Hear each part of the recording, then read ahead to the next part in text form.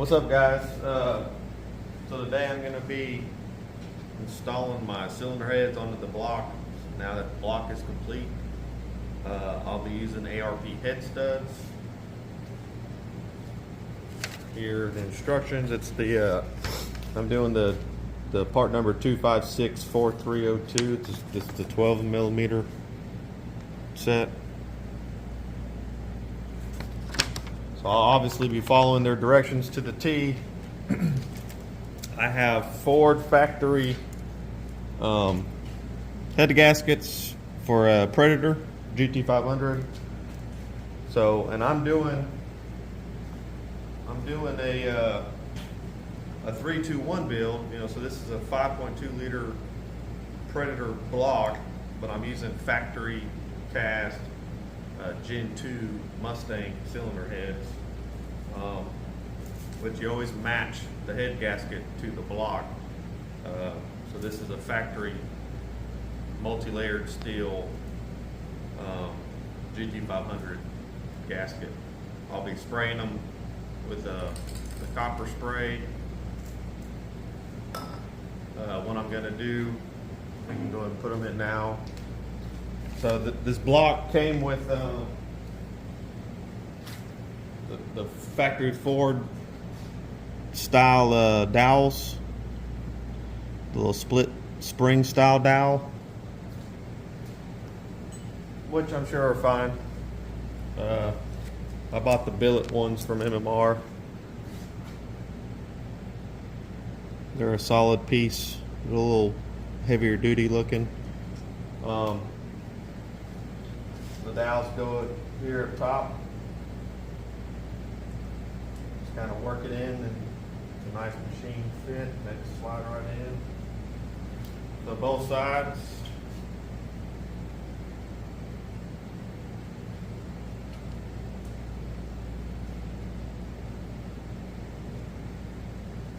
Just spinning them, make sure they're free and they're not in a bind. So you know they're all the way down. So head dowels are in. What I'm going to do is I'm going to take these gaskets outside. I'm going to spray both sides of them.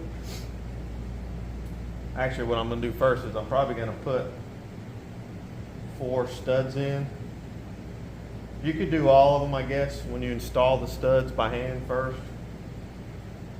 You know, but you'd have to be really precise whenever you're putting the head on. So I might just do these 4, and then that way I can spray the gasket, install the gasket on the block, and then I'll be able to set my heads on there. All right, got the copper spraying on the gasket. This is the driver's side, so I'm going to put the head on. I end up putting all the studs in there. Be very careful lining all this up.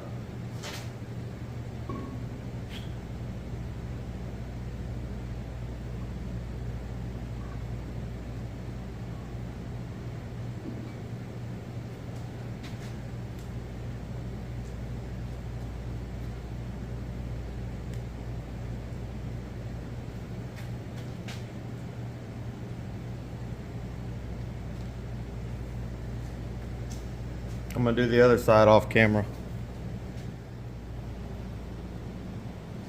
So, got the heads both on.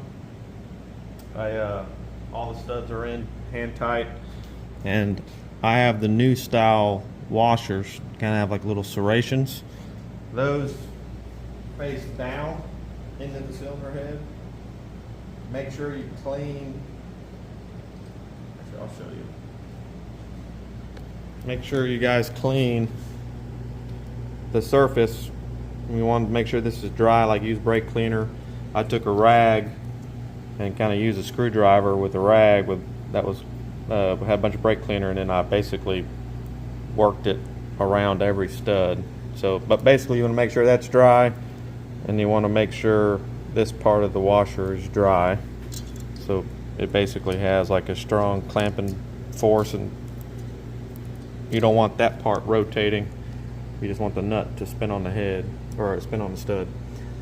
So now I have a little can of Ultra Torque from ARP with a little brush in it. So basically I'm gonna set you guys back up. I'm gonna be going around.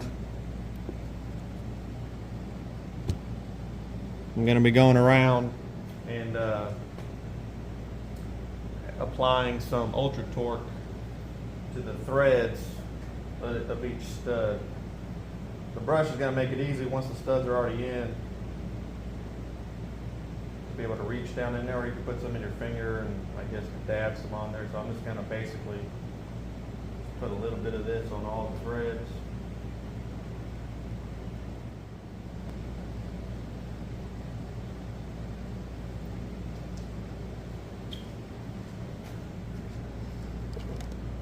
All right.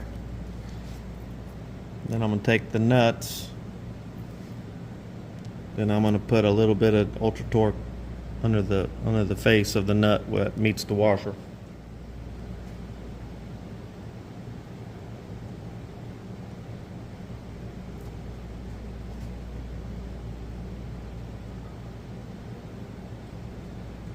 I'm only hand tightening all of them, by the way.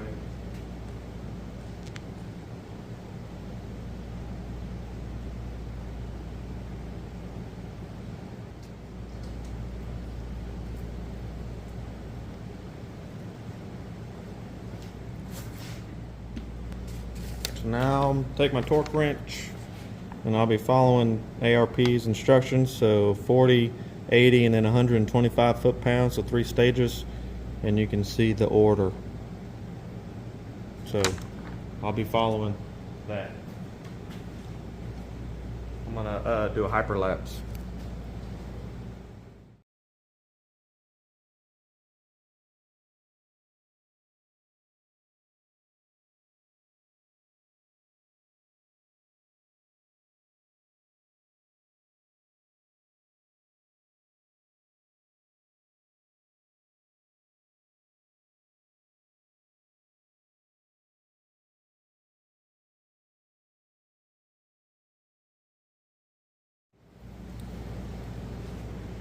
Okay, all torqued. I'd be lying to you if I didn't say that wasn't a workout. Take your time, go slow. So like I found it easiest to do each pull in 2 successions. So I'd get about 2 lights on the torque wrench and then I'd reset and then I'd do 1 final pull. Try to be smooth and consistent when you're torquing everything. Pretty much with anything, if it has a torque spec issue, you should always be torquing stuff. But everything went fine. So now the heads are absolutely mounted. So we'll move on to I can't do the rear stuff just yet, so I'll probably get started on doing all the timing components. No, I'm sorry. I'm tripping. We have to put the cams in.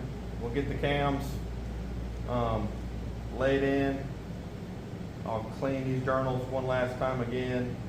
Clean the journals, lubricate everything, set the cams, do my caps, and then we'll torque the phasers, and then we'll do all the timing stuff. So I'll put the oil pump on, the crank sprocket, and then we'll do all the timing, the guides, tensioners, chains. I have MMR chains, factory Boss tensioners with a little ratcheting mechanism, and then factory Boss guides.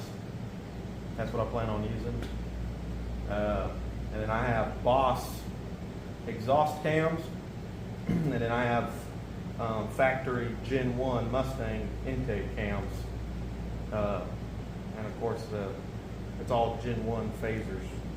And I have MMR's little billet phaser plate, so I'll be taking the factory steel plate off the phaser, and then they make that billet aluminum phaser plate, and then I have ARP hardware, so we'll get into that when we get there. But the heads are on. Again, everything went smooth, no problems, slow and consistent. when you're torquing everything, if you are using head bolts, to look up the torque specs for your head bolts. I don't think the procedure's not going to be identical to what I just did, I don't believe, but don't quote me on that. This ain't mounted, but I'm waiting on my knock sensors, but I bought the FFRE. It's basically like a little rigid plate that goes in the valley, and I think it just adds some rigidity to everything. Tight fit. Now that the heads are on, there you go.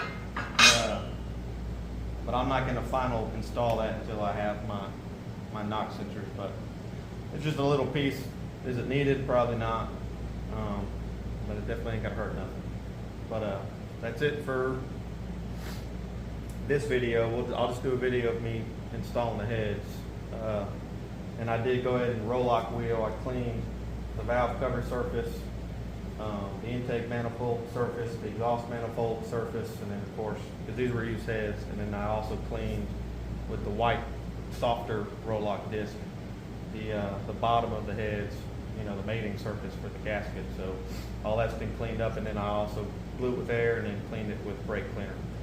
Obviously try to be as clean as possible when you're assembling an engine. It goes for anything. This will get a bag put on it now. I always pull vacuum on it and then I'll tie off the bag. So try to keep this as airtight as I can get it, just to keep it protected, keep dust off everything.